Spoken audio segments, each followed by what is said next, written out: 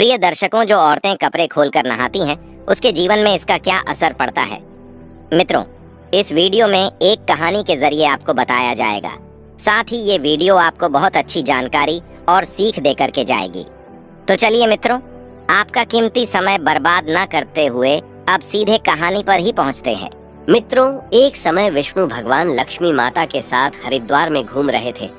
लक्ष्मी माता ने देखा कि समस्त मनुष्य गंगा में नहा नहा कर हर हर गंगे कहते चले जा रहे हैं। प्रिय दर्शकों, अगर आप यह कहानी सुन रहे हैं तो पूरा सुनिएगा, क्योंकि आधा अधूरा ज्ञान कभी किसी के लिए सही नहीं होता।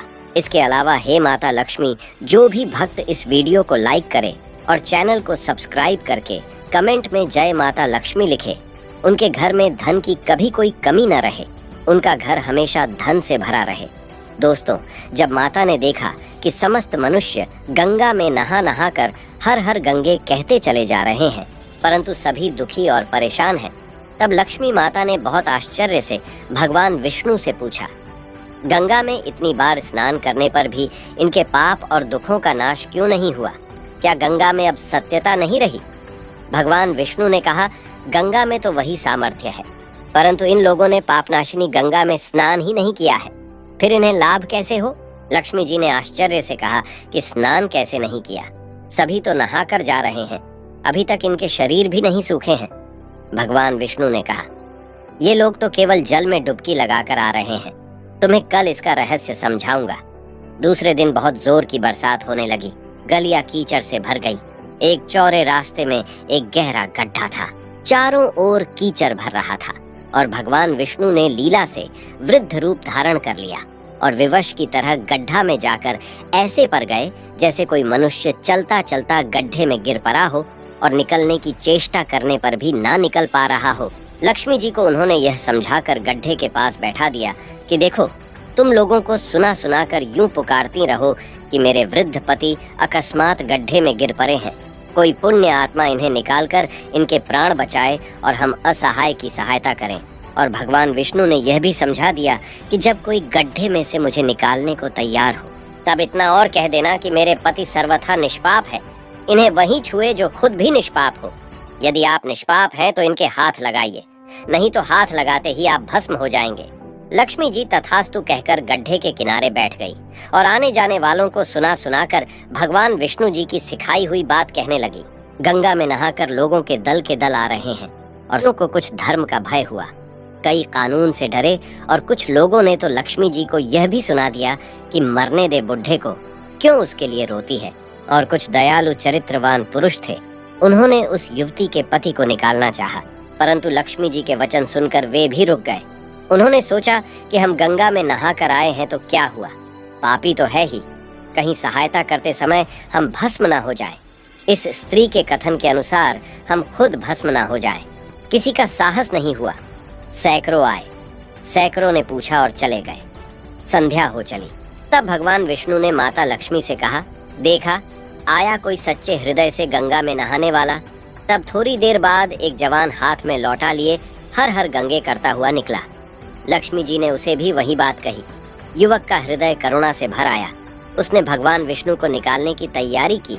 लक्ष्मी जी ने रोक कर कहा कि भाई, यदि तुम सर्वथा निष्पाप नहीं होंगे तो मेरे पति को छूते ही जल जाओगे।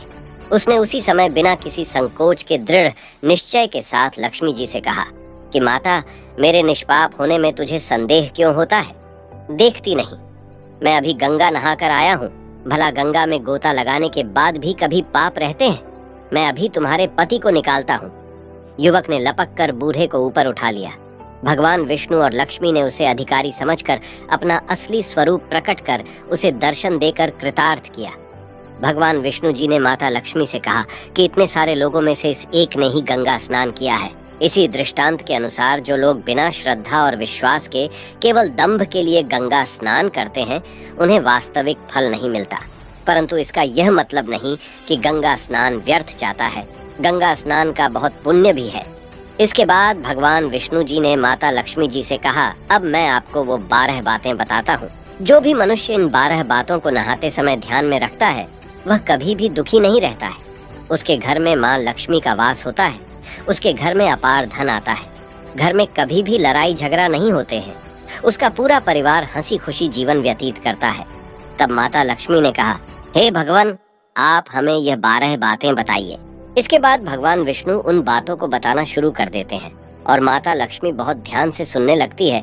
दोस्तों, ये 12 बातें आप लोग भी बिल्कुल ध्यान से सुनना।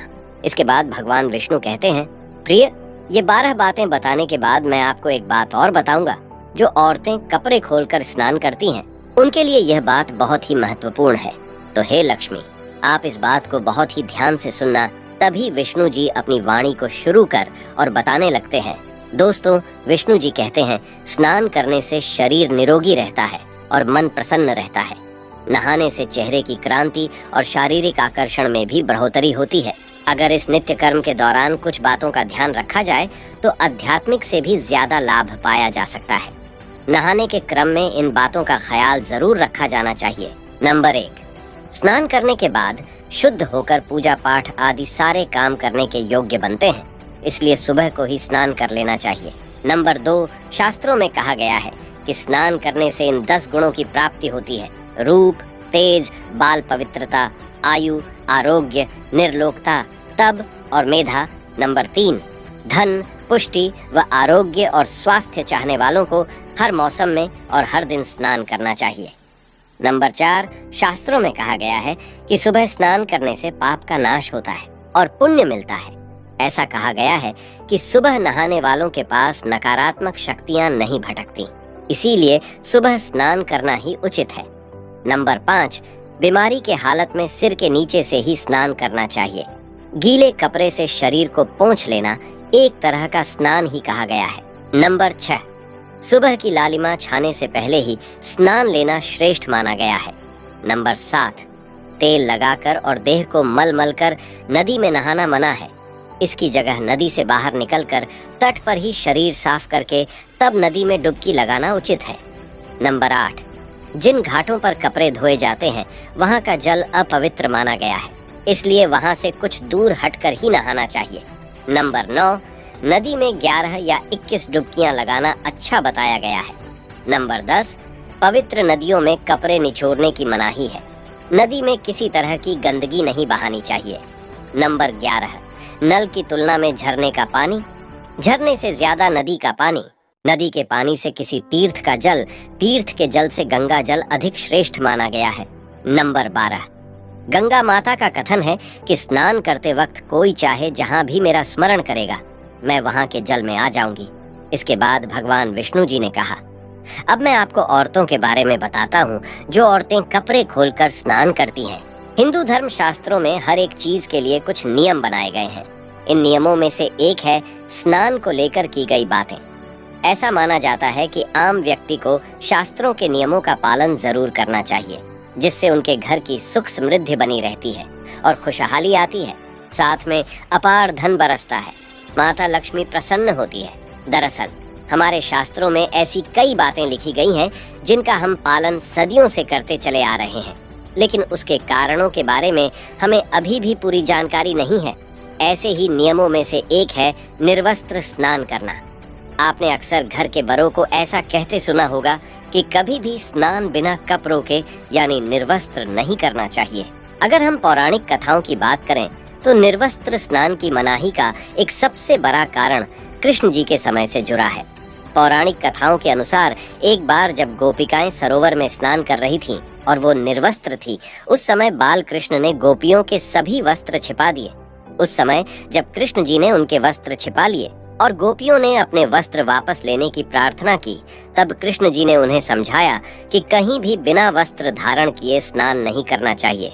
इससे जल के देवता वरुण का अपमान होता है, इसलिए आपको निर्वस्त्र स्नान न करने की सलाह दी जाती है। अगर आप नहाते समय यह सोचते हैं कि बंद कमरे में कोई आपको नहीं देख रहा है, तो ऐसा गलत है, क्योंकि ईश्वर आपको हर स्थान पर देखते हैं। और यदि आप निर्वस्त्र होकर स्नान कर रहे हैं तो यह मुख्य रूप से जल के देवता वरुण का अपमान करने जैसा होता है। निर्वस्त्र स्नान से आपको पाप लग सकता है और आर्थिक एवं शारीरिक नुकसान पहुंच सकते हैं। यदि आप निर्वस्त्र स्नान करते हैं तो आपके शरीर में नकारात्मक ऊर्जा प्रवेश करती है और आपकी मानसिकता भी नकारात्मक हो सकती है। इसीलिए हमेशा आपको यही सलाह दी जाती है कि आप नहाते समय कोई एक कपड़ा जरूर धारण करें। लेकिन बिना कपड़ों के स्नान ना करें, तभी आपके लिए बेहतर होगा। निर्वस्त्र स्नान से शरीर की सकारात्मक ऊर्जा शरीर से बाहर निकल सकती है और इसका प्रभाव आपके शरीर के साथ आपके मन मस्तिष्क में भी होता है। गरुड़ पुराण के अनुसार जब आप स्नान करते हैं तब आपके पितृ यानी मृत पूर्वज आपके आसपास मौजूद होते हैं। यदि आप निर्वस्त्र स्नान करते हैं तो आपको पितृ दोष लग सकता है। ऐसे स्नान करने से आपके पितरों को तृप्ति नहीं मिलती है और ये घर में पितृदोष का कारण बन सकता है और ये वस्त्रों से गिरने वाले जल को ग्रहण करते हैं जिनसे उनकी तृप्ति होती है। निर्वस्त्र स्नान करने से पितृ अतिरिक्त नाराज होते हैं जिनसे व्यक्ति का तेज, बल, धन और सुख नष्ट होता है। इसलिए कभी भी निर्वस्त्र होकर स्नान नहीं करना चाहिए। पुराणों के अनुसार नहाने वाला पानी पूर्वजों के हिस्से में जाता है और निर्वस्त्र होकर नहाने से इसे पितरों के समक्ष बिना कपड़ों के नहाना माना जाता है। शास्त्रों में ऐसी मान्यता है कि यदि कोई निर्वस्त्र स्नान करता है तो माता लक्ष्मी उससे रूठ सकती है। इससे आपकी कुंडली में धन हानि के योग बन सकते हैं और आपकी आर्थिक स्थिति खराब हो सकती है। इन्हीं कारणों से आपको निर्वस्त्र स्नान न करने की सलाह दी जाती है और शास्त्रों में भी इस बात की मनाही है। तो प्रिय मित्रों, कैसी लगी आपको ये जानकारी? अगर जानकारी अच्छी लगी है, पसंद आई है तो कमेंट बॉक्स में जरूर बताना और हो सके तो अपने मित्रों को भी शेयर करना और हमारे चैनल को सब्सक्राइब अवश्य करना।